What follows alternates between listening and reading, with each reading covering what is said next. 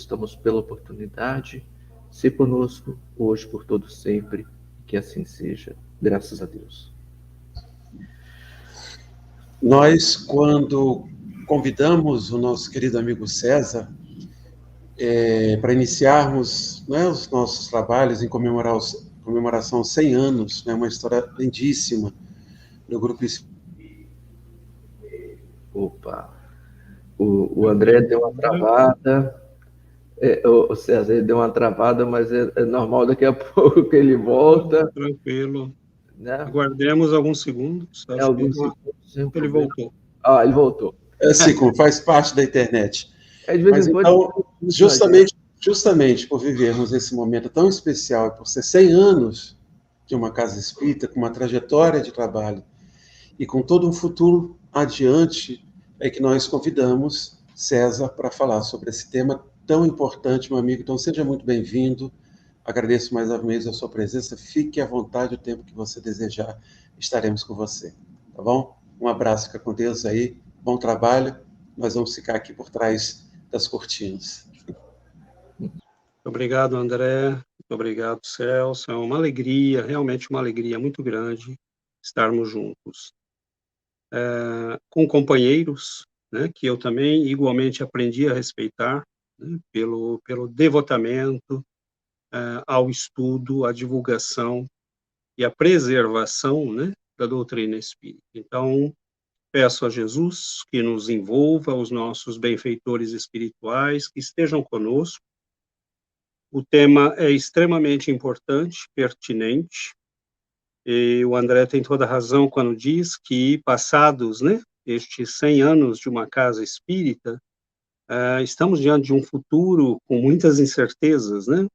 Vivemos tempos bastante peculiares, e isso nos leva à obrigação, à necessidade, digamos, de uma reflexão sobre o futuro, né, das nossas atividades espíritas e espirituais. Nós temos várias questões, né, que poderíamos começar a levantar. Quando nós falamos de futuro, nós poderíamos perguntar o que é que vai se tornar a doutrina espírita e as casas espíritas, como nós vamos evoluir? Qual é o futuro que nos aguarda, que nos espera? Quais são os caminhos que nós percorreremos de agora para este futuro, né? Para frente? E tudo isso nos impõe uma série de necessidades de reflexão. Como Chico Xavier dizia, a doutrina espírita vai se tornar aquilo que nós espíritas fizermos dela. E isso me dá muito medo, na verdade, porque diante da nossa condição espiritual, isso nos dá medo, né? Se tivermos um pouco de bom senso, isso nos dará medo, porque a responsabilidade é muito grande. E nós, muitas vezes, não nos damos conta disso, que há um peso, né, sobre os ombros das pessoas que divulgam, dirigem, coordenam atividades. Uma evangelização da infância, você está falando em nome da doutrina espírita. Uma atividade pública, um estudo, você está ali exprimindo, né, o conhecimento espírita. Então, nós temos, sim, uma reflexão a fazer, uma reflexão muito séria. Nós fomos precedidos por homens e mulheres notáveis. E tenho muito medo de que não estejamos realmente à altura deles. E talvez o que nos reste é ter a humildade de reconhecer isso e tentar fazer uma reflexão que nos possa dar um caminho seguro diante deste futuro tão incerto que está diante de nós. A doutrina espírita, ela tem em si mesma uma função. Nós vemos lá no Evangelho segundo o Espiritismo, por exemplo, né, um espírito israelita dando uma comunicação em 1861, que Allan Kardec publica na Revista Espírita de 1861, mas que colocará também no Evangelho em 1864. E lá ele diz que o Cristo iniciou a moral mais pura, mais bela, mais sublime, né? E Moisés deu o início no trabalho, que o Cristo ampliou, né, na medida do possível para a sua época e para os homens do seu tempo, mas que a doutrina espírita deve concluir a obra. E isto é uma responsabilidade muito grande. Nós estamos falando da terceira revelação da espiritualidade superior para os homens. Nós, espíritas, será que já paramos para refletir que estamos na linhagem de tudo o que aconteceu antes de nós? Será que nós já paramos para pensar que Moisés, né, há 1500 anos antes de Cristo, começou um trabalho e que este trabalho chega até os nossos dias, quando alguém como Chico Xavier senta-se, né, diante do povo e recebe livros, mensagens, ou quando um conferencista, um professor, um estudioso está diante do público falando da doutrina, será que nós já pensamos nisso? Que há aí 3.500, mais ou menos, né, 3.500 anos de história, e que ao longo destes 3.500 anos, um imenso trabalho foi feito, entre Moisés, que começa o trabalho, né, de dar ao homem o conhecimento da lei divina, dizer às criaturas humanas, vocês são filhos de Deus, nós não estamos aqui ao azar, nós somos filhos de um Pai amoroso e bom, e Ele me pede que transmita seus mandamentos. Depois de Moisés, nós teremos 1.500 anos de cultivo da esperança da vinda do Cristo.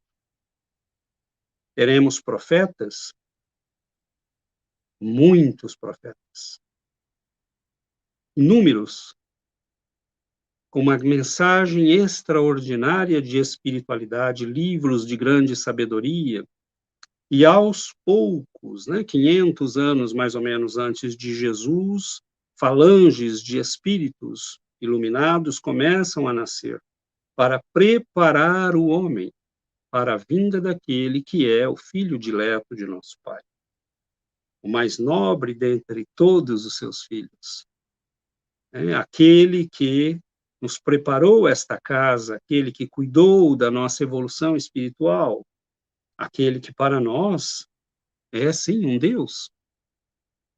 E ele manda, através dos séculos, século após século, nós veremos Sócrates, Platão, Aristóteles, Confúcio, Pitágoras, Buda, falanges de espíritos, Lao Tse, nós vemos por todos os lugares do planeta estes espíritos trazendo a mensagem para levar o homem à possibilidade de compreender aquele que viria ensinar e exemplificar o amor divino entre nós.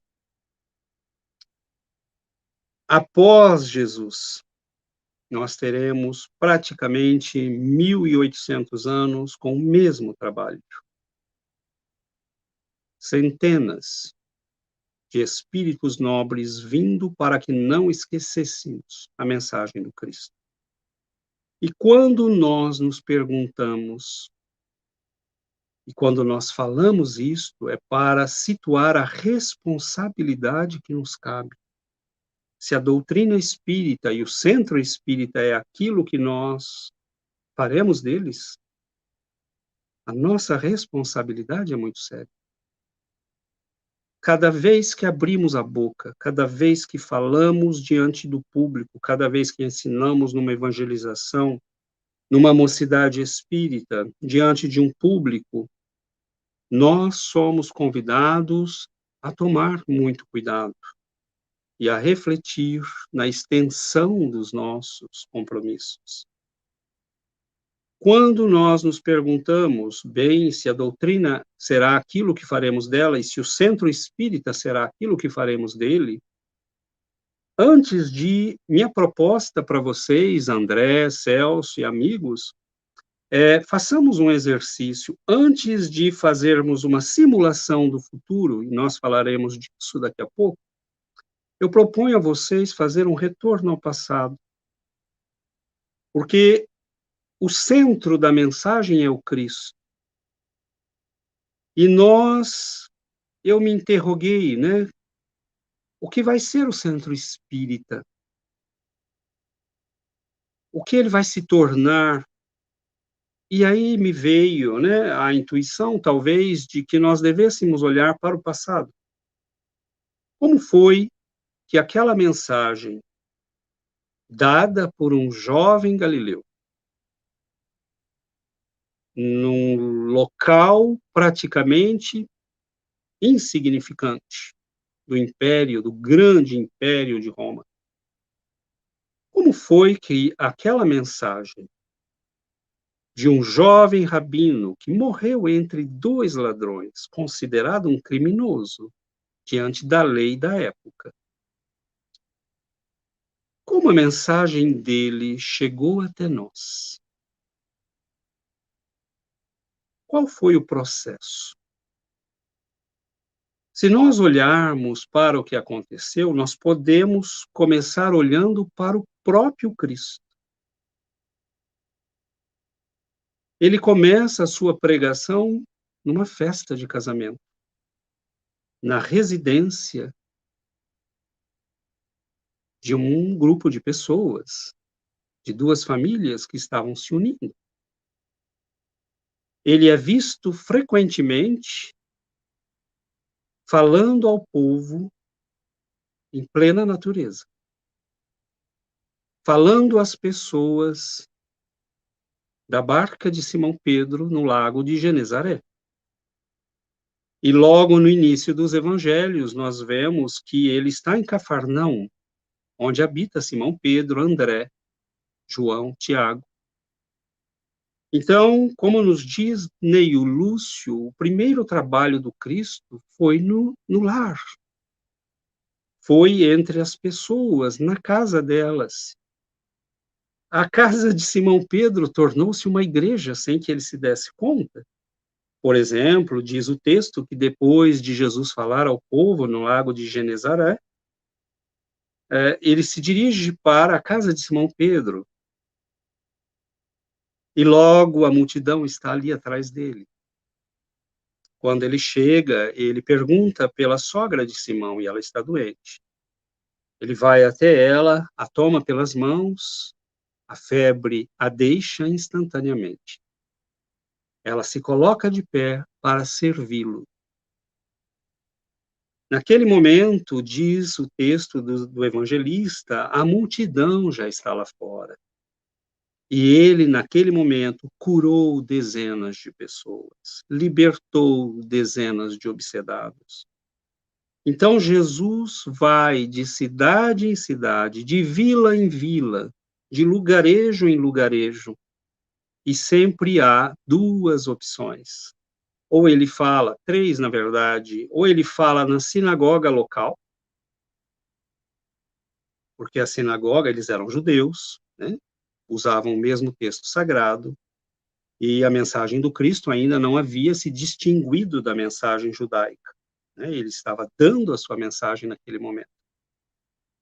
Ou ele fala na casa das pessoas, como o fará, por exemplo, quando é recebido por Levi, quando é recebido pelos publicanos, quando está na casa de Zaqueu, né? Quando fala às pessoas nas suas casas.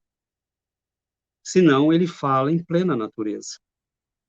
Então, o cristianismo começa a se desenvolver desta maneira, e quando Jesus nos deixa, a partir do dia triste da cruz, e quando passa o primeiro susto, o pânico, né, daqueles dias entre os discípulos, a primeira ação deles é constituir um lugar onde eles pudessem ensinar o caminho às pessoas. Então, são os homens da casa do caminho, os homens da casa que ensina o caminho do reino.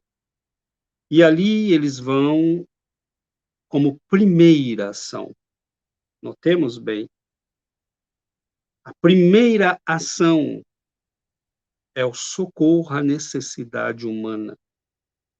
E logo em seguida, o socorro às necessidades humanas espirituais, com a pregação, com a imposição das mãos, né? E com o cuidado das necessidades de base dos seres humanos.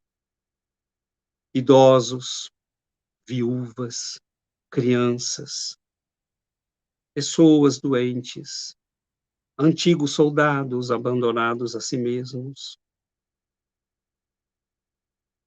encontram na casa de Simão Pedro, João, Tiago,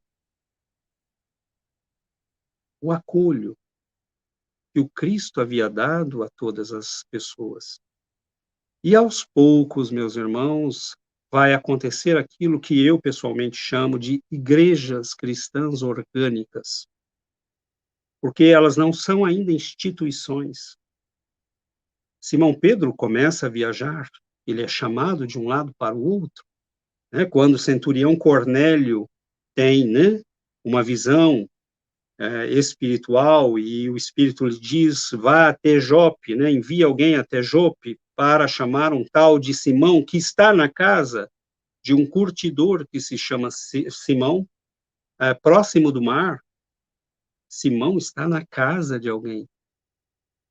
Então, como se propaga o cristianismo? Como é que essa mensagem, que ninguém suspeitava ainda, trazia em si um poder revolucionário, capaz de abalar as bases da sociedade da época? Porque qual era essa sociedade? Era uma sociedade escravagista. Houve tempos em que em Roma nós tínhamos mais de 50% da população como escravos. Roma havia construído seu poder, né, colocado suas botas por todo o mundo à força da escravidão. Lógico que eram homens empreendedores, lógico que eram homens que trabalhavam, lógico que eram homens que tinham espírito de conquista, não tiramos os méritos, mas era uma sociedade escravagista, uma sociedade em que mulheres, crianças não tinham voz, em que ser idoso era praticamente estar morto. E aquele homem, um ilustre desconhecido da Galileia, mas que transformou suas palavras em atos, e que pela primeira vez amou a criatura humana, acolheu-a, respeitou-a, libertou-a. Este ilustre desconhecido ia mudar a história do Ocidente e do mundo. Mas como se propaga a sua mensagem? Seus discípulos viajam, e em cada cidade haverá sempre uma casa, sempre alguém que ouviu a mensagem e se comoveu, sempre alguém que foi libertado de uma obsessão, sempre alguém que foi curado, sempre alguém que simplesmente se comoveu entendendo a mensagem do Cristo. Então, os discípulos começam a viajar e vão criando igrejas nos lares. E é muito bonito o início, né, que nos conta os Atos dos Apóstolos. Todos os dias, capítulo 5, verso 42, todos os dias no templo e de casa em casa, não deixavam de ensinar e proclamar que Jesus é o Cristo.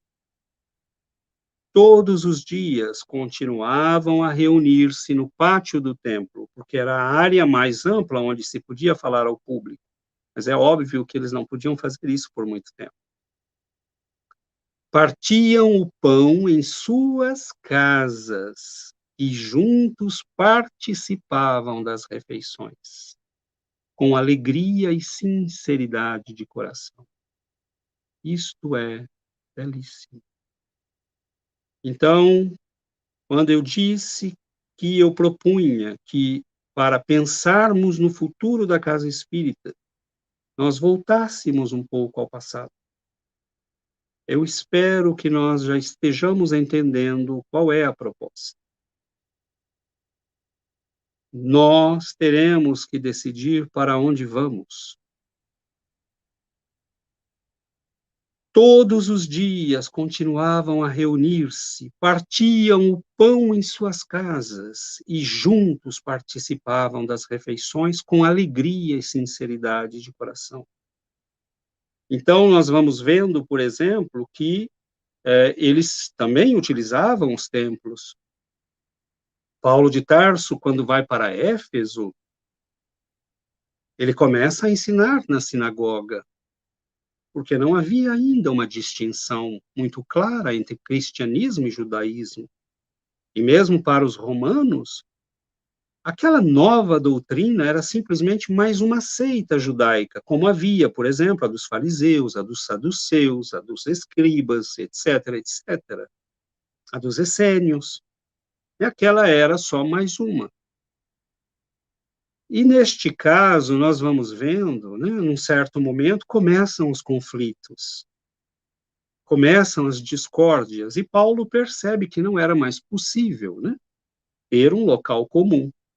Muitos judeus se converteram, e ele pega aqueles que se converteram e vão para um outro local, que nos Atos dos Apóstolos é nomeado como a Escola de Tirano. E as escolas, né, eram escolas, muitas vezes em teatros abertos, onde se ensinavam a retórica, as artes liberais, etc. Mas ali era um local onde Paulo tinha a liberdade de explicar, pregar, né, e realizar os primeiros cultos cristãos da história humana, da história do nosso passado, da nossa história, porque nós fazemos parte dessa linhagem. Aquilo que começou lá atrás com eles, está aqui hoje. É isto que é importante nós percebermos. Aquilo que aqueles homens e mulheres começaram está aqui hoje conosco.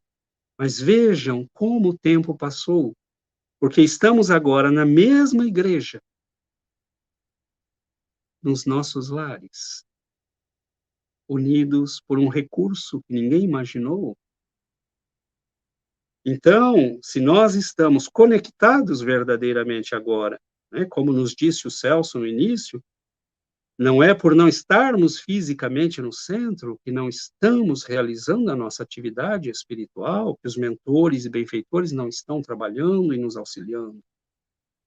Mas veja como o tempo passou e como voltamos às origens. Estamos nos nossos lares cultivando o Cristo. Mas foi assim, meus irmãos, que o cristianismo se propagou. Foi assim que ele se espalhou.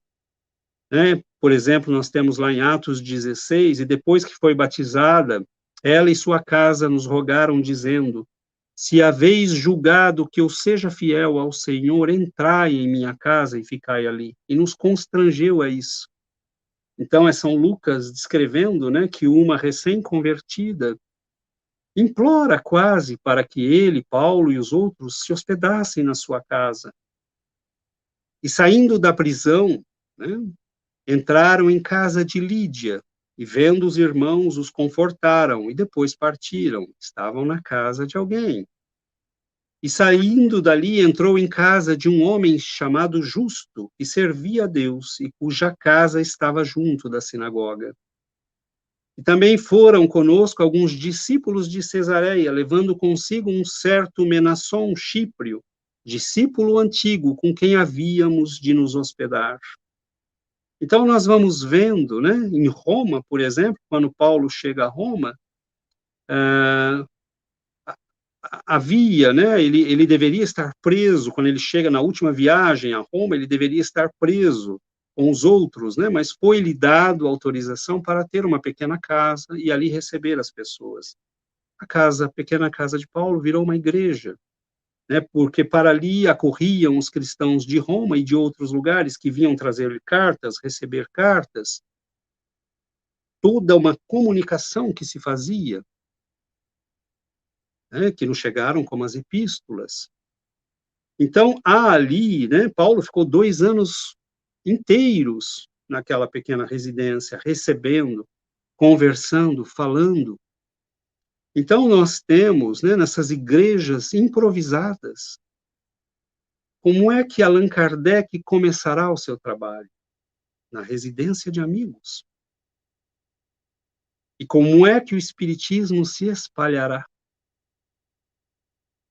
Sempre começando no trabalho nas casas.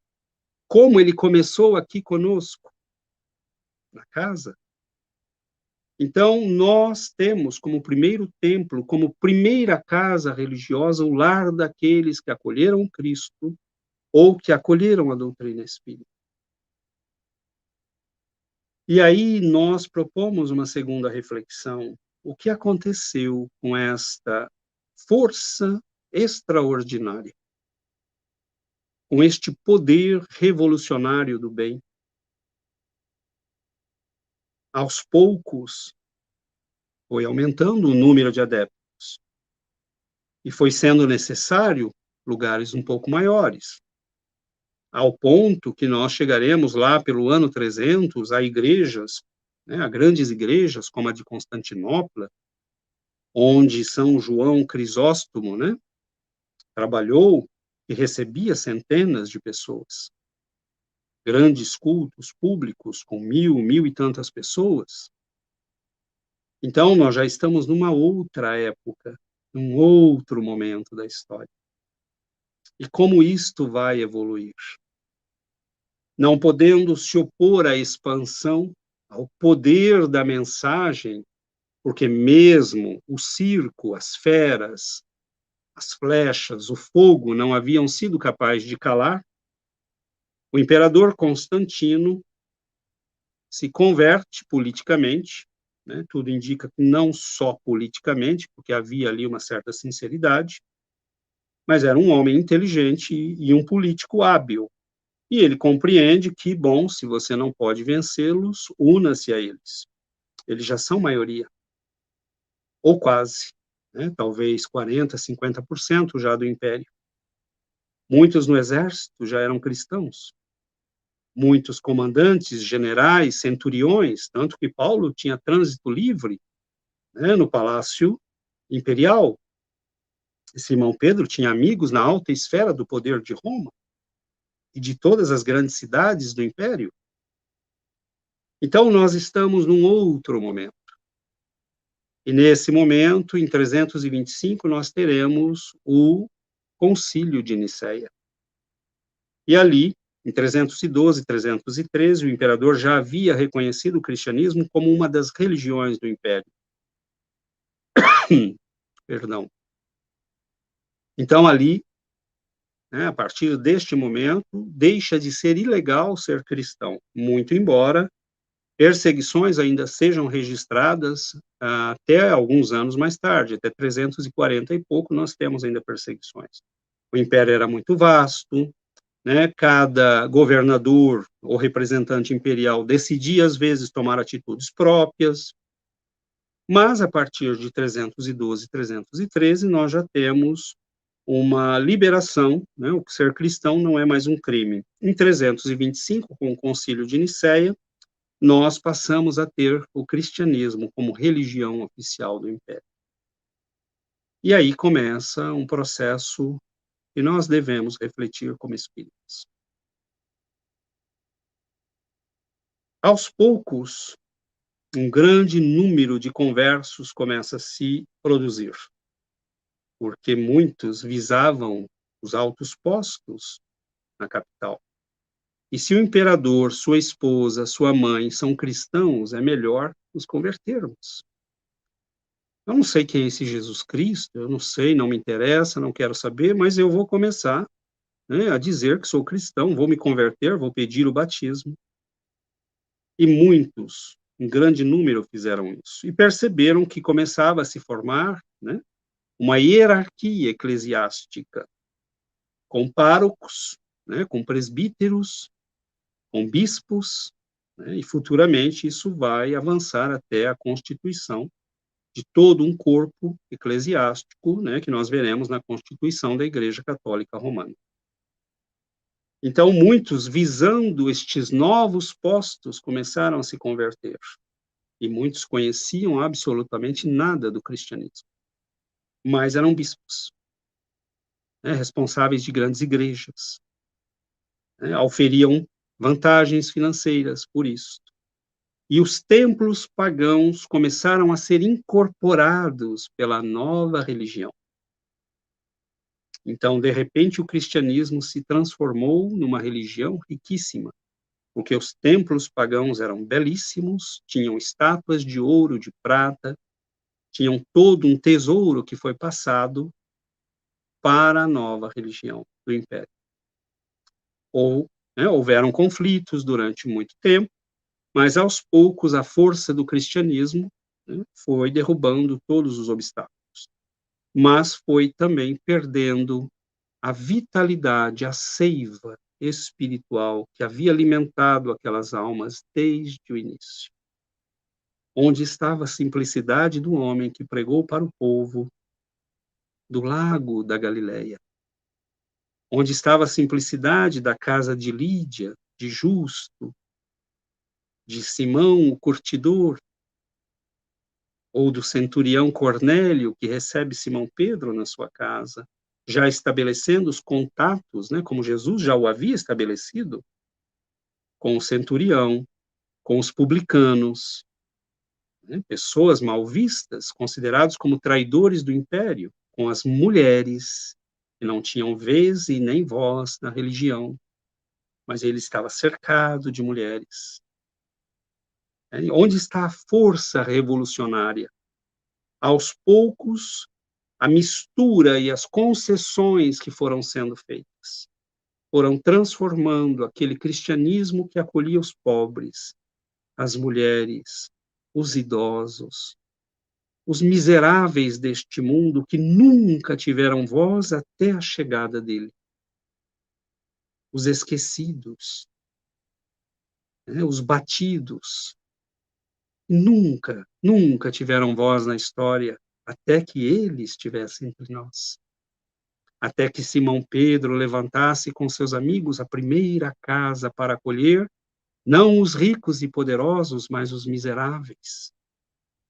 E lá tinham voz também os poderosos, porque desde que viessem e adotassem a mensagem do Cristo e partilhassem o pão de suas mesas privilegiadas com os pobres e infelizes, eles também tinham voz. E eram bem-vindos. Então, à medida que fomos fazendo concessões, e elas foram numerosas, por exemplo, para ser batizado havia todo um período de preparação, levavam semanas, você devia realmente fazer uma formação, entender a doutrina, né, compreendê-la, fazer jejum, orar muito tempo, mas os poderosos não têm tempo. E a igreja passou a ter interesse nos poderosos, não mais nos pobres e infelizes. Então ela começou a fazer concessões. Não, uma semana só tá bom. Não precisa jejuar, o senhor vai sofrer muito, né, fazendo um dia de jejum. E as concessões foram se fazendo.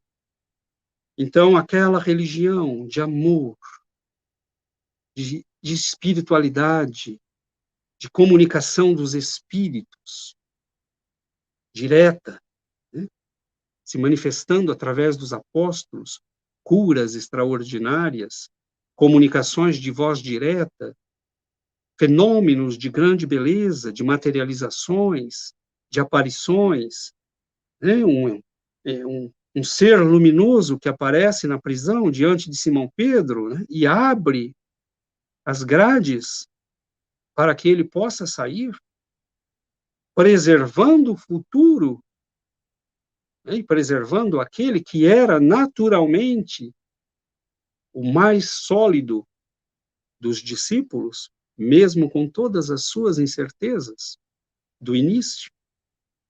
Mas era a ele que todos recorriam.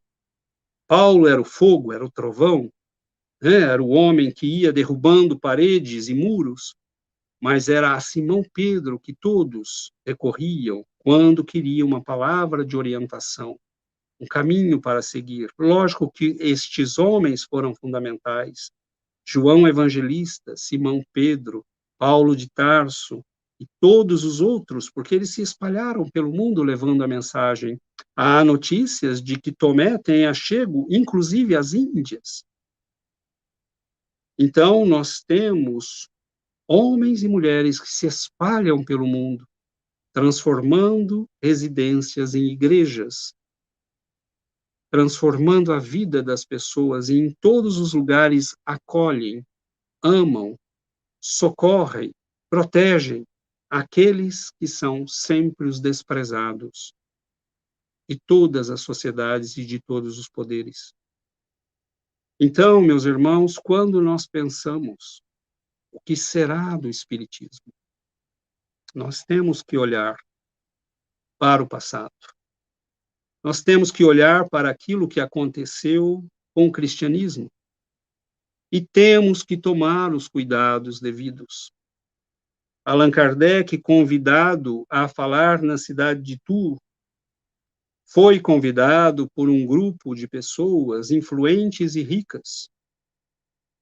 Mas ele escolheu, e notem, não temos nada contra os ricos. Absolutamente nada. O problema não é sermos ricos, é como somos ricos. Eles queriam aquilo que muitos querem de nós espíritas. Você é um grande, rico, poderoso da cidade, você vai ao centro, mas você diz ao médium, olha, vocês podiam vir uma vez por semana fazer um culto do evangelho aqui na minha casa, mas por que o senhor não pode se sentar conosco em meio ao povo? O senhor é mais importante que Jesus, porque ele se sentava com o povo. Mais importante que Chico Xavier. Então, nós temos que tomar cuidado com as concessões. Allan Kardec é convidado para falar a um grupo de pessoas diletas da sociedade. E ele escolhe ir falar com os trabalhadores. Porque ali estava o sofrimento. Não é que ele não queria saber dos ricos. Não tem nada disso. Por que ele escolheu ir falar com os trabalhadores? Porque ser trabalhador na época de Allan Kardec, meus irmãos, era trabalhar 14, 16 horas por dia, ganhar um salário que não pagava sequer a comida, trabalhar em condições terríveis, às vezes com frio, com os dedos duros, sem roupa adequada, crianças, mulheres grávidas, idosos. Às vezes toda uma família trabalhava para que eles pudessem não morrer de fome. Não é para comer, não morrer de fome. E Allan Kardec sabia que a doutrina espírita vinha, como Cristo veio, para o coração dos sofredores, para aqueles que querem entender a dor, para aqueles que querem crescer espiritualmente, para aqueles que não querem se deixar importar pela violência, pelo mal, mas que querem construir um mundo bom, decente para todas as criaturas. Então ele escolhe falar ao povo e fala aos trabalhadores de Tours, fala aos trabalhadores de todos os lugares por onde passa. E Leon Denis nos narra, com grande beleza, que não podendo falar no teatro que havia sido alugado, porque o governo impedira a reunião, eles se reúnem na casa de um confrade, e ali, sob a luz das estrelas, o iniciador da nova era, o missionário do Cristo, o amigo dileto do Cristo, porque ele não entregaria uma obra de tal grandeza nas mãos de qualquer um. Fala ao povo, fala ao coração dos sofredores, aos pais e mães que perderam seus entes queridos, seus filhos diletos. Esta é a missão, transformar consciências, construir um homem novo, resgatar o Cristo e a doutrina espírita, se nós estamos conscientes da sua missão. Qual é esta missão? Criar na Terra a nova era do Espírito. criar na Terra a nova era do Espírito. E para isso é preciso criar o novo homem. Não existe nova era sem novo homem. Não existe nova consciência sem a mudança da nossa consciência. Então, meus irmãos, nós tendo clara a missão do Espiritismo, nós temos já os elementos para saber o que fazer e o que não fazer. Então, nós vamos ver que pessoas como Ivone Pereira, Inácio Bittencourt, Chico Xavier, Caibar de Souza Schutel, Batuíra, Anália Franco e tantos outros sempre primaram pela extrema simplicidade. Então, nós hoje, quando no início o nosso querido André disse, a nossa casa é pequenina, estávamos falando da questão da Covid, a qual voltaremos daqui a pouco, ele nos disse, a casa é pequenina, e eu disse, que bom. Pensei aqui comigo, que bom. Porque Allan Kardec queria isso, 50 casas pequeninas, e não 2 ou 3 imensas, porque ele sabia o quanto lhe custava a gestão da Sociedade Espírita de Paris. Ele sabia o quanto lhe custava aquilo. E Chico Xavier, dores, traições, reuniões infindáveis, mas ele não tinha escolha, porque era algo que precisava ser feito. Ele não podia levar aquilo para a sua casa ou para a casa de um amigo, de um confrade. E o número de pessoas que afluía era muito grande o tempo todo, de visitas, de pessoas querendo participar das reuniões. Então, ele cria ali um processo, mas aquilo lhe custa enormemente. Os sacrifícios que ele fez poderiam ter, talvez, lhe dado alguns anos a mais de vida, e nós talvez tivéssemos mais livros. O livro que ele queria escrever sobre magnetismo e espiritismo, e não escreveu, por exemplo. Porque era muito difícil a gestão de tudo aquilo. Então, todos estes grandes espíritos primaram pela simplicidade. E por que a simplicidade? Porque nós, espíritas, queremos refletir o cristianismo dos primeiros tempos. A doutrina espírita, com a imortalidade da alma, com a reencarnação, com a presença de Deus, com a concepção dos muitos mundos habitados e com a comunicação dos espíritos, ela nos dá chaves para ouvir de novo Jesus. É esta a grande beleza da doutrina. Quando nós abrimos os livros de Chico Xavier, de Ivone Pereira, quando nós abrimos o Evangelho segundo o Espiritismo, se nós nos concentrarmos, nós ouviremos Jesus. E depois Simão Pedro, João, Evangelista, Paulo de Tarso, porque a doutrina tirou tudo o que havia entre o homem do século XX e XXI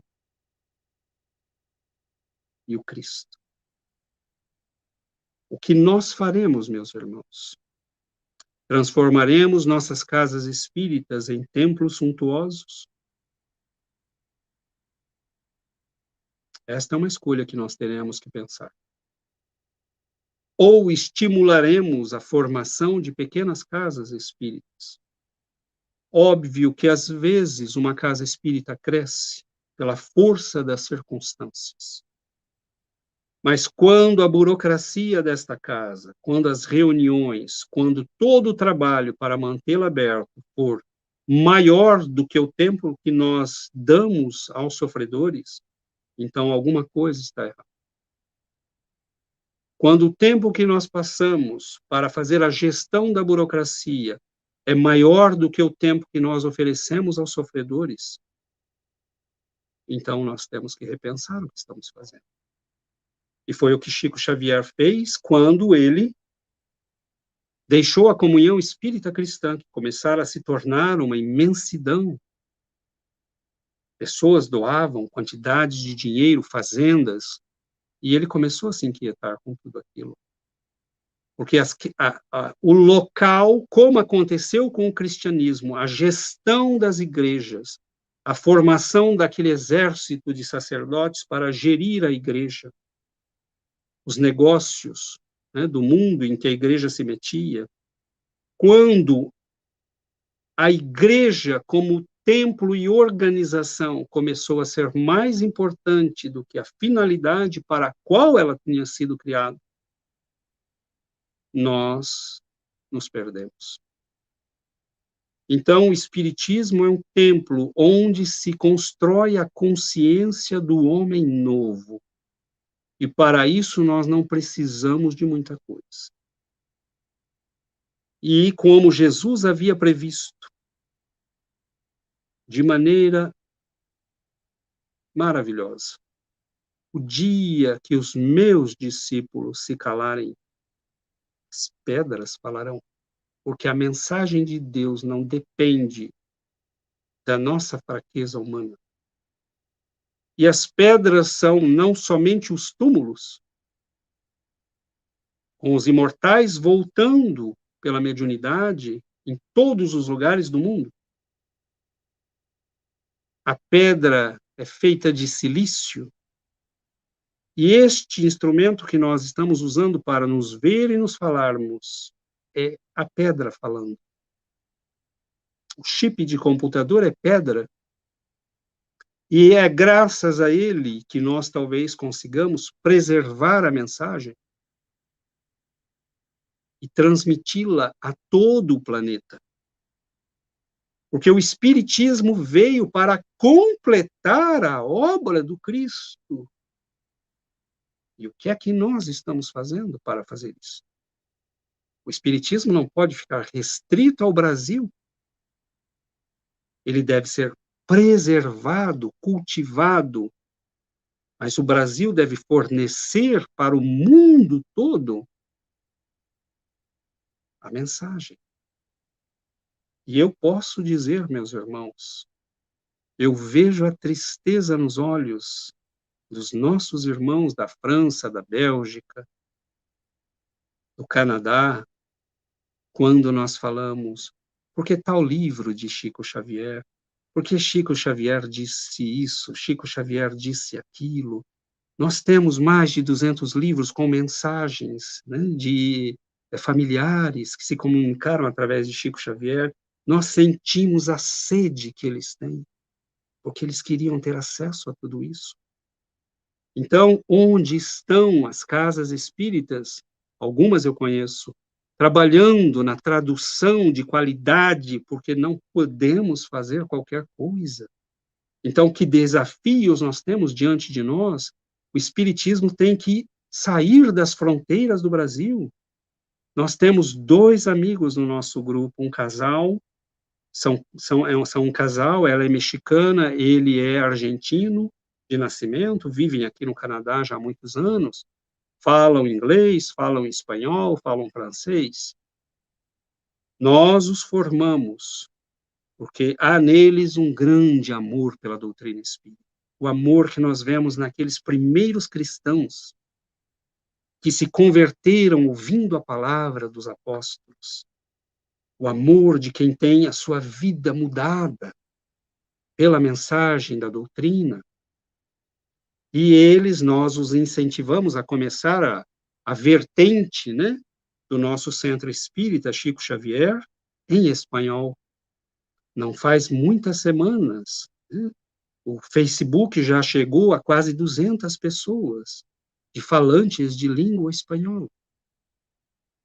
Então, a mensagem precisa, meus irmãos, sair pelo mundo.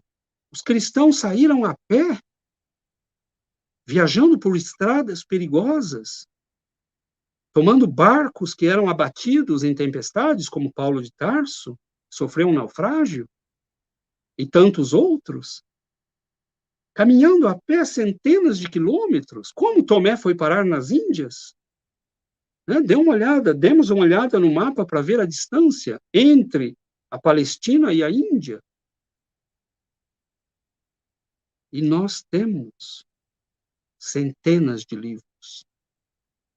Nós temos internet, televisão, mas há recônditos no Brasil que não receberam ainda a mensagem. Há locais em que não há uma biblioteca espírita, uma banca de livro espírita. Então, há muito trabalho a ser feito. Nós corremos o risco, com a morte de Chico Xavier, de vermos a doutrina espírita se encolher. Então, qual é o desafio das casas espíritas? Nós temos que estudar a doutrina. Grupos de estudo, e se você está isolado, Cristo de Deus, nós temos a internet, eu vejo os trabalhos do André, Livro dos Espíritos, o livro dos Médiuns, vamos falar dos Evangelhos. Há um trabalho imenso sendo feito, é só preciso tomar o cuidado de procurarmos pessoas sérias, que estão realmente estudando a doutrina. Mas nós podemos estar em qualquer lugar do mundo. Há pessoas que estão contactando gente no Brasil. Esses dias falei com um amigo no Brasil, responsável por um site, e ele disse: há pessoas do Japão me contactando, de Israel me contactando, porque todos têm sede de Jesus, como dizia Chico Xavier. Todos temos saudades do Cristo. E por que a doutrina espírita é tão importante? Porque ela nos devolve Jesus. O Cristo foi roubado da humanidade. Ele foi sequestrado pelas igrejas opulentas, pelos altos corpos sacerdotais, pelas forças políticas do mundo que passaram a negociar dentro da igreja. O Cristo foi sequestrado da humanidade. São Francisco de Assis tentou resgatá-lo e conseguiu em parte. Santa Teresa d'Ávila, São Francisco de Sales, tantos e tantos movimentos que se fizeram nesses 2000 anos para tentar trazer o Cristo. E todos estes pediam o que? Retornemos à simplicidade da mensagem. Então, se nós olharmos o trabalho destes grandes mestres da espiritualidade, se nós olharmos para o que nos espera como espíritas, nós precisamos entender para que veio a doutrina espírita e o que nós espíritas temos que fazer. Não há ensino sem exemplo, não há ensino sem transformação pessoal. Esta é a primeira condição que a doutrina e o Cristo nos impõem.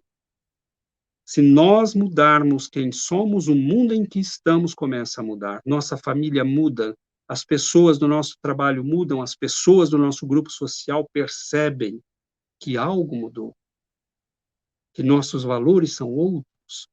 Então, nós teremos que escolher, sim, o que fazer. Teremos que integrar tecnologias, como estamos fazendo agora, façamos com bom senso. As pessoas estão se disputando espaços na internet e, para fazê-lo, começamos a fazer concessões. Jingles um pouco mais ousados, né? E não inspirações belíssimas como essa que o André nos mostrou no início, mas jingles um pouco mais usados, músicas mais chamativas, que estão sendo ouvidas por aí. E aí nós começamos, né? Vamos baixar o linguajar aqui, vamos falar uma língua mais do povão. Não, a doutrina espírita veio para educar. Nós não abaixamos o nível de nada, nós trazemos o povo para o nível da doutrina. Você não sabe o que é tal palavra? Nós vamos explicar, meu irmão. Nos nossos estudos, façamos um pequeno vocabulário, se for o caso, e distribuamos junto com o material de estudo, para que as pessoas, em estudando o Espiritismo, se eduquem.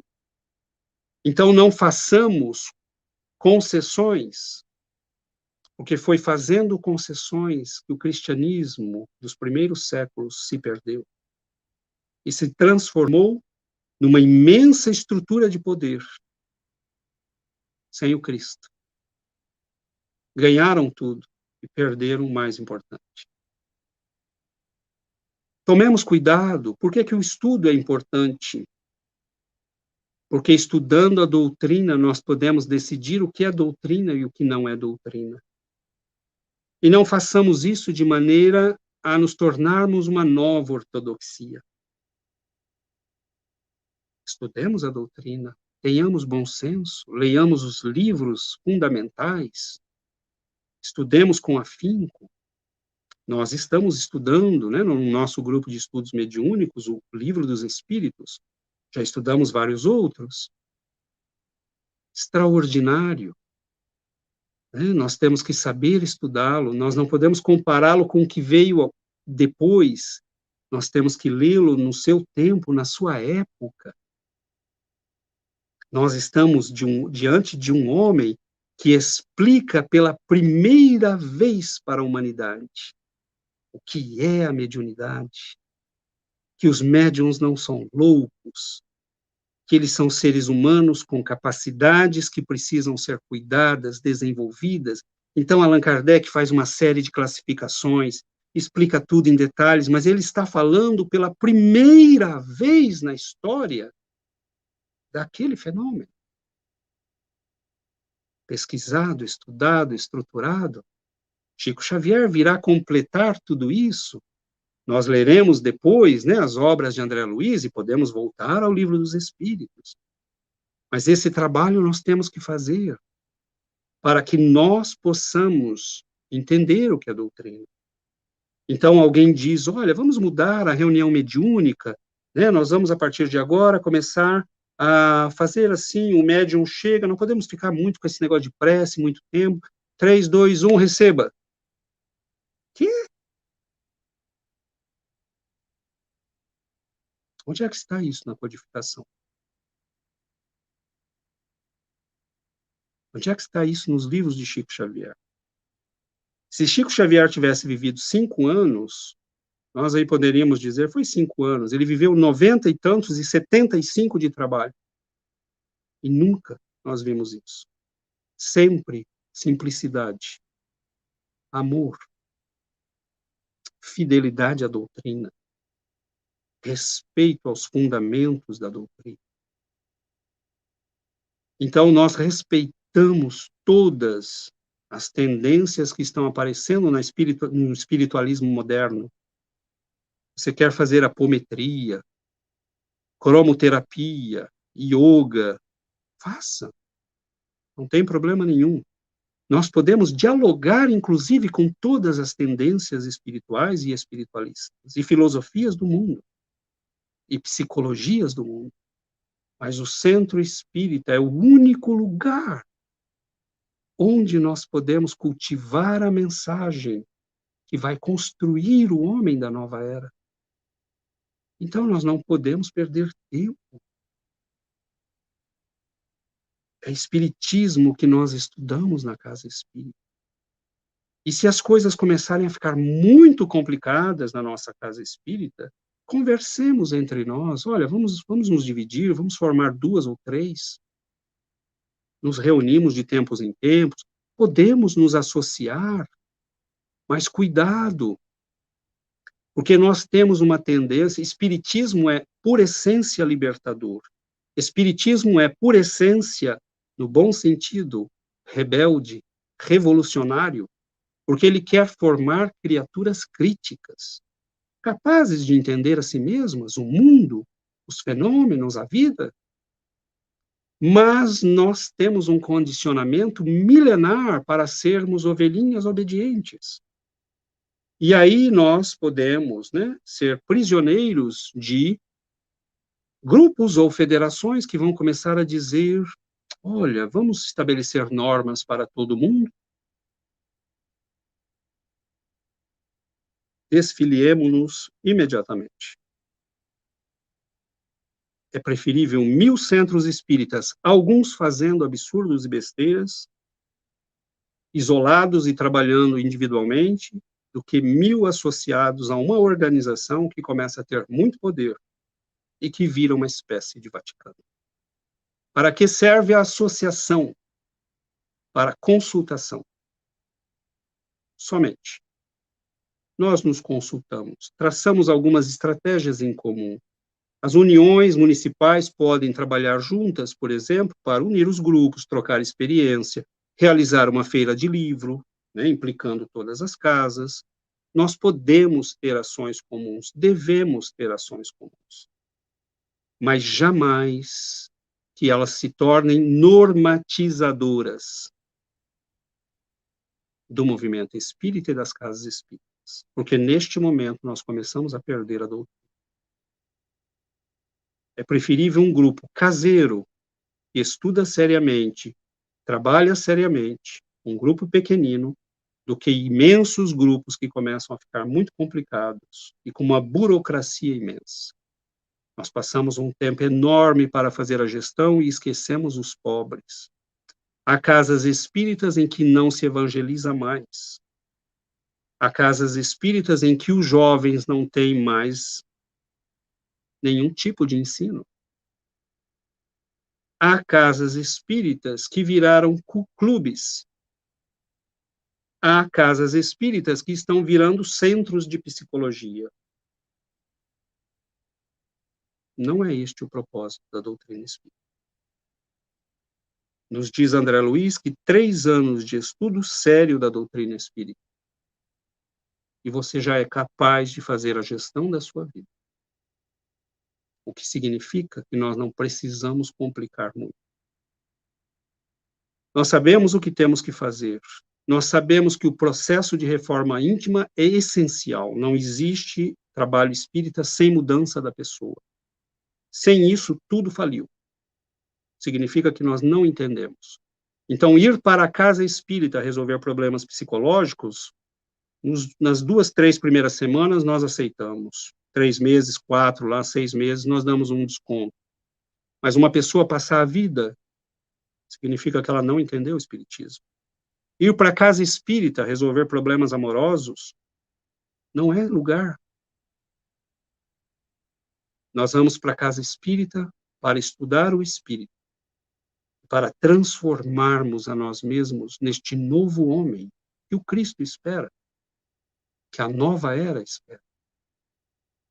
Homens e mulheres íntegros, autônomos, livres, sérios, apaixonados pelo Cristo, apaixonados pela humanidade, pelo estudo, pela renovação. Então, tomemos cuidados, meus irmãos. Por exemplo, nós temos, como gestores da casa espírita, que tomar decisões. Nós temos a questão da pandemia. Há casas espíritas que vão escolher ficar online, casas que vão ficar híbridas, casas que vão ficar em presencial. Faça tudo com a maior honestidade possível, mas tome as medidas para proteger as pessoas, para fazer as coisas com coerência. Você quer deixar a casa espírita semi-aberta? Não tem problema, mas tome as medidas necessárias para proteger as pessoas. Assegure-se de que alguém que está ali não saia dali contaminado e depois tenha um problema mais sério, porque muitas vezes a pessoa que está ali não tem recursos, não tem meios. Então, que cada um decida, segundo o seu bom senso, o seu coração. Nós não podemos estabelecer normas gerais para todo mundo. E segundo, a sua capacidade de assegurar esta decisão. Tenhamos bom senso. Não vale a crítica, não vale mas o respeito. Aquela casa que prefere fechar porque acha que é perigoso e que não tem condições de assegurar a saúde, das pessoas, o bem-estar físico das pessoas, ela deve fazê-lo.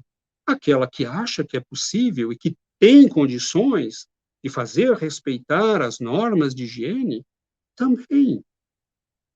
Então, nós temos que ter coerência. Agora, o que nós não podemos fazer é nos fecharmos completamente, é esquecermos a casa espírita, que seja online, ou semipresencial, ou em presencial, nós temos que buscar estratégias. para continuar atendendo as pessoas. Os estudos não podem parar. Se as pessoas necessitam, por exemplo, no nosso grupo, nós temos um horário, né, em que nós fazemos todo dia uma prece. Nossos amigos, conhecidos, companheiros de trabalho são convidados. Porque uma vez que estamos isolados, e aqui onde estou está, né, há um crescimento da variante Omicron, nós temos muitas pessoas, inclusive, isoladas, né, que estão em outras cidades, em outros lugares. Então, mesmo no Brasil, nós temos amigos que participam conosco, vários. É um momento em que nós oramos, mentalizamos, pedimos por todos, 10 minutos, 12 minutos. Nós, espíritas, temos que ser criativos. Por exemplo, houve um período em que não podíamos fazer reuniões mediúnicas. Nós temos alguns médiums que têm, né, a felicidade de estar, né, a esposa e o marido e a esposa participando aqui conosco. Nós os convidamos aqui no mesmo horário, nós fizéssemos cada um na sua casa sua reunião, aquela que mesma que fazíamos juntos. Foi a solução que encontramos. Mas qual é a condição? Depois da reunião, nos reunimos pelo WhatsApp, conversamos, trocamos, né, as experiências que aconteceram, e todos devem se submeter à orientação e ao estudo.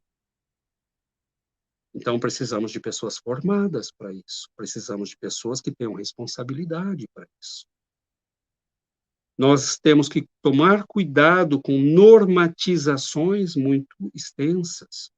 Às vezes, uma pessoa chega na casa espírita tendo problemas mediúnicos, e nós dizemos para a pessoa, você vai estudar 5 anos para depois vir para a reunião mediúnica, alguma coisa está errada nisso. Que ela estude algum tempo é pertinente, mas que não haja ninguém nessa casa espírita capaz de entrevistar a pessoa, conversar com ela, e depois de algumas semanas ser capaz de avaliar se ela tem condições ou não de receber auxílio numa reunião mediúnica, significa que nós não estamos formando gente com capacidade para avaliar isso. Então, são muitos os desafios. Mas o maior desafio de todos, meus irmãos, é conseguirmos manter a simplicidade. E caminho aqui para as nossas considerações finais, porque vejo lá que o meu tempo já passou. Nós temos, né, que caminhar para um crescimento capaz de guardar a simplicidade. Isso é um grande desafio. Talvez a internet nos ajude a fazer isso.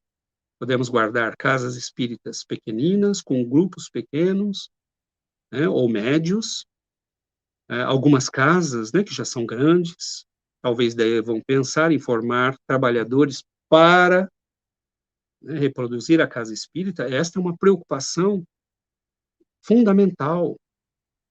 Nós não podemos ter gente aboletada numa casa espírita por muito tempo. Nós temos que formar gente que fale, gente que explique a doutrina, formar evangelizadores, e é preciso um acompanhamento, porque a pessoa, às vezes, não tem experiência. Então, ela pega lá um vídeo inapropriado, um texto que não cabe muito bem na realidade da doutrina.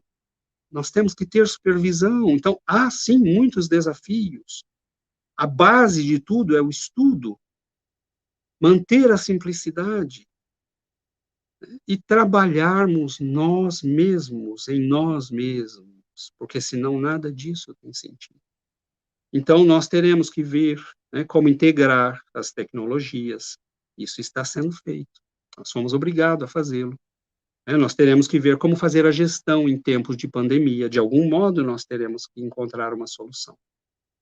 Porque, em algum momento, né, nós teremos que atender o povo, o sofrimento, as necessidades. Se não for possível na casa espírita, teremos que ir até eles. Nós teremos que encontrar um jeito. Porque isso não pode barrar o nosso trabalho. Mas se uma casa decidiu fechar, porque tem medo, não tem condições de assegurar a saúde das pessoas, é uma atitude responsável.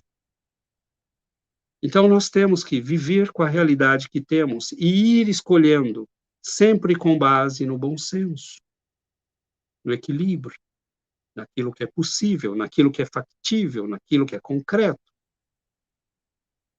E com paciência irmos construindo esse futuro da doutrina espírita. Não façamos concessão, meus irmãos. O estudo é fundamental. A formação de pessoas é fundamental. Aqui na nossa casa, né, a minha esperança é formar pessoas. Né? Esse casal amigo nosso que já está trabalhando, né, em espanhol, é isso que nós queremos, é isso que a espiritualidade quer. Mas eles estão aqui conosco, eles têm supervisão, eles estudam com frequência, eles estão lendo uma enormidade. Né? E aí eles podem transferir a doutrina para outros, porque a sede pelo mundo é imensa. Né? As depressões, as angústias, o uso, né? de calmantes, está generalizado. A humanidade tem sede do conhecimento espiritual. Então, meus amigos, nós ficaríamos aqui ainda muito tempo. A doutrina espírita é um hospital de almas. E nós precisamos, né, cuidar das pessoas. Vinde a mim, vós que estáis aflitos e sobrecarregados. Conhecereis a verdade. A doutrina espírita é um templo do saber. Mas a doutrina espírita é sobretudo, e o centro espírita deve ser sobretudo um local onde Jesus revive, renasce para o povo, para as pessoas. É esta a nossa missão. Nós podemos falar de ciência, filosofia, nós podemos dialogar com a psicologia, com as filosofias do mundo, mas se a mensagem espírita veio do plano espiritual superior, é ela que deve influenciar o mundo, não o mundo influenciar a doutrina. A psicologia da nossa época ainda é materialista. Nós temos psicólogos espiritualistas, que são aqueles que conhecem o espiritismo. Mas as formações nas universidades ainda é materialista. Então, nós podemos contribuir com a psicologia. Nós podemos influenciar a sociologia, a filosofia, porque são áreas do saber que ainda não integraram a alma. Então, nós temos um trabalho imenso, e isto é preciso gente que estude, mas, sobretudo, gente que viva a doutrina, para que o Cristo possa ser visto de novo. E finalizo, meus irmãos, convidando a analisarmos o exemplo único, ímpar de Chico Xavier. Quando as pessoas iam a Uberaba ou a Pedro Leopoldo, elas não queriam só encontrar o homem que havia recebido livros fantásticos na área de ciência, de medicina, de biologia, de evolução, de história, de religião, de filosofia, romances extraordinários. Elas queriam encontrar o Cristo. Quando as pessoas entrarem na nossa casa espírita, nós não somos Chico Xavier, mas que ao menos elas sintam o perfume do Cristo. E que ali nós cultivamos, como aqueles primeiros cristãos, a mensagem do Cristo no nosso coração e o estudo para esclarecer o nosso pensamento. Essa conexão deve nos guiar no futuro que temos diante de nós. Serão muitos os desafios, mas se ficarmos fiéis ao estudo e ao Cristo, nós conseguiremos abrir novos caminhos. Que Jesus nos abençoe, nos ampare e nos sustente sempre. Muito obrigado a todos. César, muito obrigado, meu querido amigo. Eu estou aqui pensando que se fosse num outro momento, acho que nós íamos virar a madrugada e batendo papo, tocando ideias, refletindo sobre isso que você fez, esse cuidado de olhar no passado, trazer toda essa narrativa que você nos trouxe para que a gente pudesse ver que o futuro, na verdade, ele se encontra lá atrás, né? Naquela simplicidade inicial que o Cristo nos trouxe, os verdadeiros apóstolos. Eu vou ser muito honesto com você, meu amigo, eu não tinha pensado nisso quando eu te convidei a fazer o estudo desta noite. Eu vou passar agora a nossa querida Maria das Graças Lazzarini, que é a nossa responsável atualmente, né, até pelo menos a próxima eleição agora em janeiro, da Graça, pela instituição, que ela pediu para que pudesse. Agora. É dezembro, né? Janeiro. Isso, é janeiro, então janeiro já viramos ano. Você pediu para chegar aqui e trazer algumas palavras, então antes da gente fazer aquelas nossas divulgações finais, por favor, fique à vontade, Graça. Primeiramente, boa noite a todos. Boa noite, César. Já estou te acompanhando, graças ao André, há algum tempo. Eu digo, boa noite, Celso, já nos falamos aqui pelo WhatsApp, a todos os presentes a essa noite de gala. É uma honra recebê-lo em nossa casa centenária. É o primeiro sábado do nosso centenário. E olhando e ouvindo as suas palavras, eu refleti muito sobre o que eu estou lendo nas atas dos nossos antepassados. Eu estou tendo o trabalho de olhar lá atrás a preocupação deles com a doutrina espírita no seu mais puro entendimento e com a área da assistência à evangelização e à assistência social. Se nós não tivermos esse olhar para a doutrina espírita como Kardec o teve, não podemos dizer que temos. Eu sempre falo com o André, nesse momento da pandemia, eu nunca aprendi tanto. Eu nunca tive tantos amigos virtuais, eu nunca tinha falado com você, mas eu estou te acompanhando nesses meses todos em que você nos honra com a sua presença, os seus estudos com a sua palavra. Gratidão imensa, gratidão a esses dois que ficam aí. O André fica com um laço assim, e eu só fico assim, André, pega esse, André, pega aquele. Eu só mando, eu sou mandona. Mas eu quero agradecer muito a Deus por pertencer a essa casa centenária, por ter chegado aqui há 50 anos atrás e não ter dela saído jamais. Porque ela é o espiritismo puro. Muitas pessoas me dizem assim, não, porque lá vocês não deixam a gente entrar para conversar com o espírito ou qualquer coisa. Muito ligado a essa parte de conversação com os espíritos e pouco com a doutrina espírita. A nossa casa prima pelo estudo, pelos grupos de estudo. Claro que acolhemos e temos que fazer essa parte do acolhimento.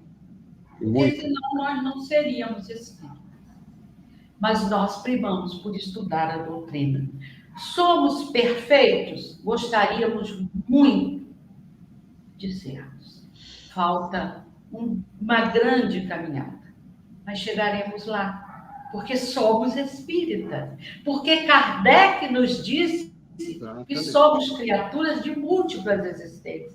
Descortinou Chico Xavier o mundo espiritual para nós. E fora isso, eu queria te dizer que por nós termos ficado tantos anos com as portas abertas, mas dentro de 4 paredes, eu me lembrei para encerrar André e Celso aqui, querendo me cortar. É porque a gente conhece. Mas eu queria dizer a vocês o seguinte: o que eu sinto neste momento? A vida não está no casulo, está nas borboletas. Nós não estamos mais dentro do casulo. Nós somos borboletas. Muito obrigada, César. Muito obrigada, André. Celso, nosso amigo. A todos que nos prestigiaram nesse primeiro encontro de sábado, desse centenário, onde, para mim, me traz uma grande responsabilidade, porque eu estou dirigindo uma casa que tem um antepassado, tem um passado muito nobre, muito digno. Então, para mim, eu peço orações e digo para todos vocês, muito obrigada. Gratidão. Obrigado, Maria das Graças. As suas palavras são muito tocantes e eu não consigo sequer imaginar o que é estar numa casa espírita que tem 100 anos de história. Então, que você tenha, né, que vocês tenham a noção do peso que é isso e, ao mesmo tempo, da beleza e da nobreza que está nisso, né? É o que eu falei no início, nós estamos numa linhagem de pessoas que veio vindo, né? E a mensagem hoje está na nossa mão, né? O trabalho está na nossa mão. E nós temos que olhar para eles e ver o que eles fizeram, né? E daqui para frente, o que vai acontecer, nós decidimos. Então, que Jesus abençoe, né? Porque dirigir, ordenar estudos, a casa, nós sabemos que isso tudo tem grandes desafios, é difícil lidar, né, com as pessoas, às vezes, com os egos. Kardec viveu tudo isso. Né? A gente vive situações difíceis, companheiros não compreendem, nós, às vezes, erramos, né? Passamos da medida aqui e ali. Mas é o processo, né? Como você disse, e achei isso maravilhoso, nós somos espíritas. E espírita é alguém que está melhorando, todo dia. Né? Esse é o nosso único compromisso. Se nós não abandonarmos isso, todas as casas espíritas vão funcionar muito bem. Então, que Deus abençoe, que Jesus ilumine, né? Que esses mentores da espiritualidade superior, né? Dê, né, a cada um de vocês esse influxo de energia, de criatividade que é necessário para levar, né, o trabalho adiante. Mas nós estamos em muito boa companhia. Com certeza. Na companhia de Jesus, amigos espirituais. Na companhia de Jesus. Muito bom. Celso, meu amigo, programação de amanhã.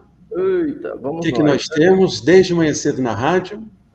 Então, amanhã pelo 87,7 FM, nós estamos lá com o programa Luz do Espiritismo, e amanhã nós teremos a presença da nossa querida Angelina Mondres, iniciando o estudo do livro Jesus e a Atualidade. Então, amanhã nós teremos um estudo grande, um belíssimo estudo com a Angelina, que também agora nós estamos pela Rádio Brasil Espírita, transmissão da Rádio Brasil Espírita. Então, pelo 87, você pode sintonizar lá, 87,7, e também e acompanhar-nos também pelo Facebook, YouTube, e pelo a Rádio Brasil Espírita. Então, você não tem desculpa. À tarde, às 18 horas, nós temos lá o nosso Evangelho Online. Esquece não, hein? Não pode esquecer não, porque a pessoa que está aqui embaixo, ó, aí embaixo, puxa as orelhas. Às 18 horas, o Evangelho Online, aí com a Graça Lazzarini, Catarina Rúmio e Michele. Então, às 18 horas, é só você entrar lá no Instagram, Jeff90, lá no topo, está ao vivo. É só você entrar, porque só que dá uma cutucadinha lá. Isso aí. A pessoa não fica quieta, 220. Então, mas eu tenho este direito pela minha idade. Vocês me obedecem.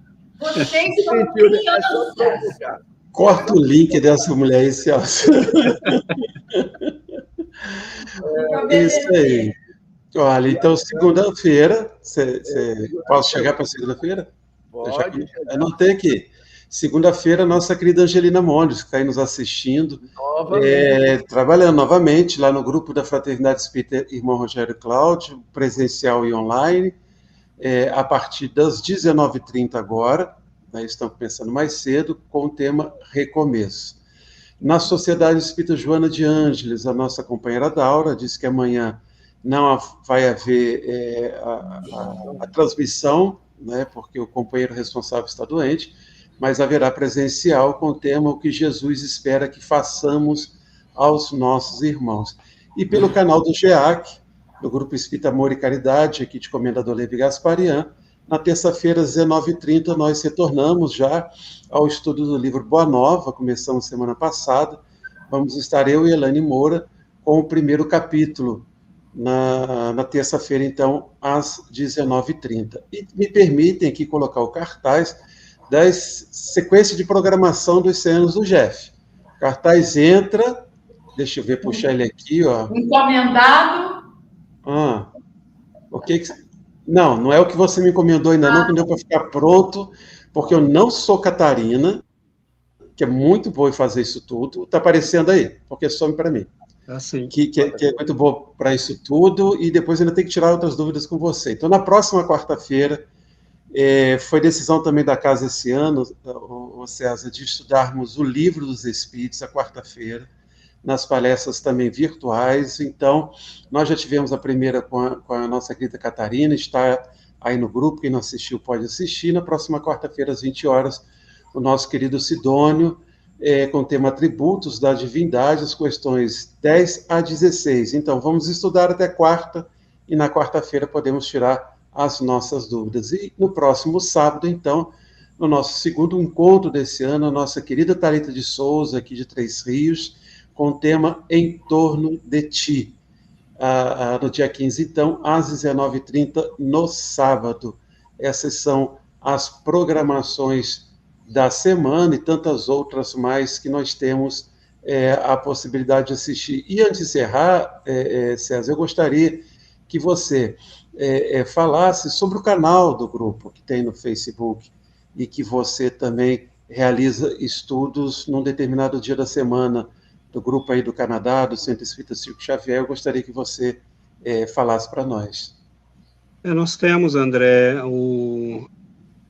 eu tenho um canal no YouTube, né, o César S. Santos na Visão Espírita. Nós temos no Facebook a página Na Visão Espírita. E nós temos, né, um grupo que nós realizamos o Evangelho no Lar, online, nos domingos. Nós temos estudos na sexta-feira, né, estudos doutrinários. Na sexta-feira participam pessoas do Brasil e de vários lugares aqui do Canadá. Esse estudo é em português. Nós temos na quarta-feira um estudo do Livro dos Médiuns em português. E no sábado nós temos de manhã um estudo em francês, com o pessoal aqui do Canadá, da Bélgica, da França. Começamos um trabalho agora na rádio Radio do Lotus, né, que eles falam, rádio do Lotus, que é uma rádio lá na França, que está fazendo, nós temos na quarta-feira um programa de 2 horas com eles. E no Facebook nós temos Na Visão Espírita, né, a página do nosso grupo. Quem quiser nos acompanhar nas atividades, é sempre uma grande alegria, né? Mas é isso, é um trabalhinho que está avançando, e com a graça de Deus nós vamos espalhando as sementes, né? Que bom. Importante isso. Muito bom. Tem muito trabalho, e aqui é um mundo que não conhece espiritismo. Isso é uma nova fronteira. Eu imagino a dificuldade que deva ser, né, para colocar isso nesse... Aos pouquinhos vão chegando, né? Aos pouquinhos. Nós começamos o grupo em francês, nós já temos várias pessoas, né? E a internet, nesse sentido, é uma bênção, né? Porque tem gente da Bélgica, da França, de vários lugares aqui do Canadá. Então a gente vai tendo a possibilidade de levar, né, a doutrina, mas o que a gente constata é que há uma sede muito grande. E o que eu disse na palestra, o Brasil é uma fonte para o mundo, a gente precisa tomar consciência disso, né? Os brasileiros que estão se espalhando aí pelo mundo, eles têm que se buscar, né, no Brasil esses recursos e o contato e os meios, né, porque nós temos que alimentar o mundo, né, e a sede é muito grande, a gente percebe que claramente é muito grande.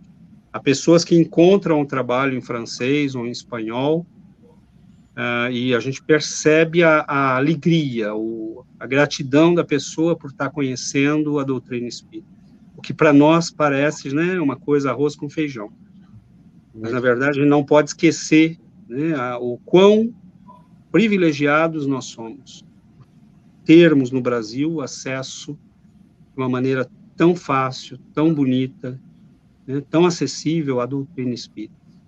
Isso é um privilégio e é uma grande responsabilidade também. Que bom, meu amigo, nós agradecemos mais uma vez, realmente foi um sábado maravilhoso para todos nós aqui, reflexões que nós vamos pensar bastante daqui para frente, já avisando que o César volta em abril, se não me engano, dia 15, né, meu amigo? Ele vai falar sobre o livro espírita, temos mais reflexões. Graça, então você faria a nossa prece de encerramento, por favor? Vamos lá, vamos orar, né? Vamos colocar Jesus mais pertinho, né? De todos nós. Diz que a distância da gente para Jesus é uma oração. Então vamos nos apegar a isso e que Ele venha estar conosco em nossos lares e em todo este planeta.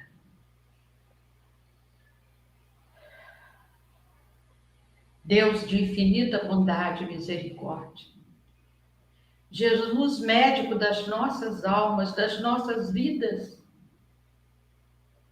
governador espiritual deste planeta,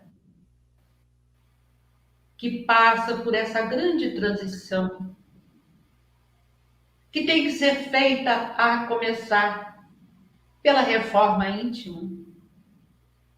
Que possamos todos nós, Senhor, através dessa doutrina bendita, do Consolador que tu nos prometestes, além de levar o conforto e o ensinamento, o agasalho e o pão àqueles que mais necessitam. Que a nossa casa e todas as casas congêneres, Senhor, possam ser abençoadas por vós, para que resplandeça a tua luz em todos os recantos do globo, mas principalmente onde haja fome e dor, as lutas e as provas coletivas.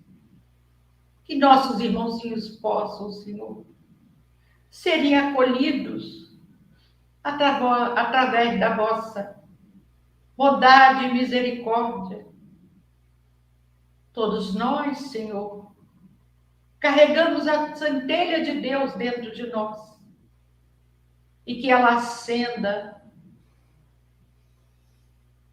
luz e paz, amor e fraternidade nos corações de todos aqueles, Senhor, que necessitarem e que estiverem ao nosso alcance para levarmos até Ele a Tua palavra e o Teu gesto de amor pela humanidade.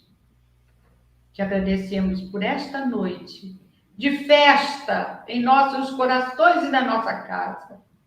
Essa casa abençoada, centenária, Senhor, pela qual tantos passaram, honrando cada minuto dos seus dias.